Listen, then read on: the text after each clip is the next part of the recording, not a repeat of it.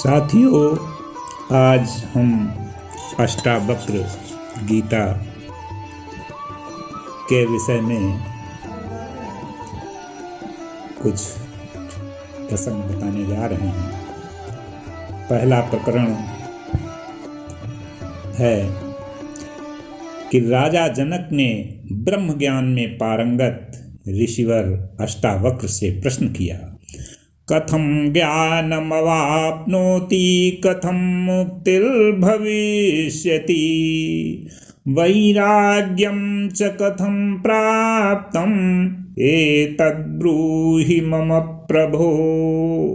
गुरुवर, कृपा करके ये बतलाइए कि वो ज्ञान कैसे प्राप्त हुआ है जिससे मुक्ति मिले, और यह भी वैराग्य की साधना कैसे पूर्ण होगी। राजा जानना चाहते थे कि वैराग्य का स्वरूप, उसके कारण और फल क्या हैं, ज्ञान का स्वरूप, उसका कारण और फल क्या है, तथा वृद्धि का स्वरूप, उसका कारण और उसके भेद क्या हैं। ये ऋषिवर सविस्तार बतावें। ऋषिवर ने राजा को यथार्थ जिज्ञासु समझकर आत्मविद्या प्राप्त करने का पूर्ण अधिकारी माना।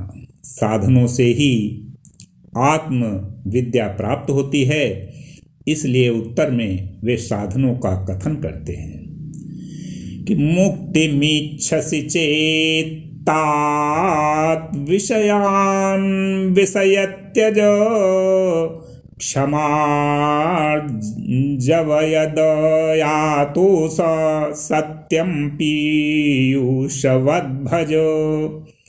राजन, मुक्ति चाहते हो तो पहले सब प्रकार के सांसारिक विषय भोगों को विष मानकर उनको सर्वथा परित्याग करना होगा, क्योंकि विषयों के भोगने से प्राणी संसार चक्र रूपी मृत्यु को ही प्राप्त होता है, और 5 सद्गुणों को अपने विचारों और कार्यों में अमृत के समान धारण करना होगा। ये 5 सद्गुण हैं क्षमा, दया, सरलता, संतोष और सत्य।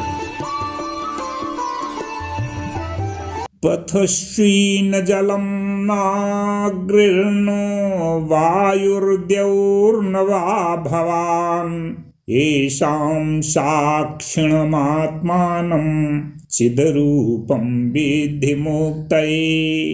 राजन, आप विश्वव्याप्त दिव्य चेतना के ही अंश हैं, अजर अमर नित्य चैतन्य आत्मा हैं। यही आपका सच्चा स्वरूप है। आप न पृथ्वी हैं, न जल, न अग्नि और न वायु, और न ही आकाश हैं। इन पंचभूतों में अलग केवल इनके साक्षी भूत स्वतः ज्ञानमय आत्मा है। जड़ पंचभूतों के अंश नहीं है।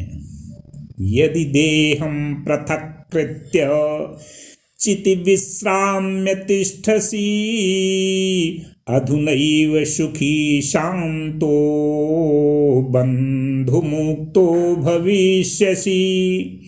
मुक्ति के स्वरूप तथा उसे प्राप्त करने के उपाय बताते हुए ऋषिवर कहते हैं कि इन पंचभूतों से आपकी देह ही बनी है। आत्मा इनसे पृथक है, अलग है। आत्मा को देह से अलग मानकर जिस समय आप अपने विशुद्ध चैतन्य रूप में मन को स्थिर करेंगे, उसी समय परम शांति और सुख का अनुभव होगा। आपको जीवन मुक्त होने की प्रतीति होगी, मोक्ष प्राप्ति का साक्षात अनुभव हो जाएगा और दुखों से स्वतः मुक्ति मिल जाएगी।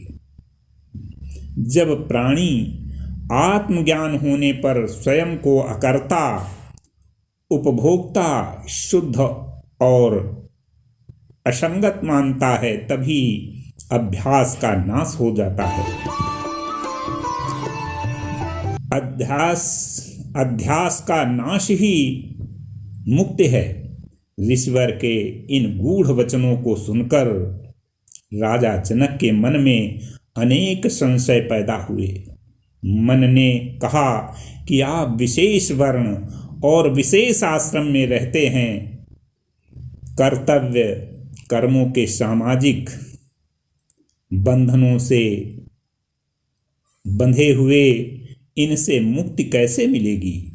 ऋषिवर ने इन संशयों को निवारण करते हुए कहा, न त्वं विप्रादिको वर्णो नाश्रमी नाक्ष गोचरः असंगोषि निराकारो विश्वसाक्षी सुखी भव।